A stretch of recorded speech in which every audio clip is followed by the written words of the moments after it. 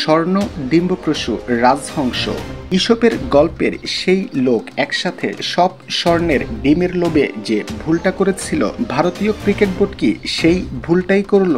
ইমফ্রম জসপ্রীত বুমরাকে অনেকটাই বিরামহীনভাবে সব ফরম্যাটে খেলানো হয়েছে, ফলে যে চোট বাঁধিয়েছেন তা যেন সারছেই না।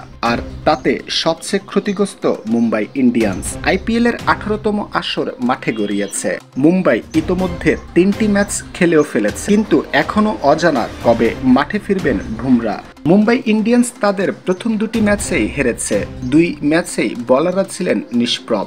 স্পষ্ট ছিল বুমরার অভাবও। তবে সমর্থকরা আশা ছিলেন বুমরা তো ফিরছেন, তবে আশার বাণী শোনাতে পারেনি বিসিসিআই এর মেডিকেল টিম। টাইমস অফ ইন্ডিয়াকে জানানো হয়েছে বুমরা এখনো বল করার মতো অবস্থায় আসেনি। বিভিন্ন সূত্রের দাবি বুমরার ইনজুরি বেশ গুরুতর।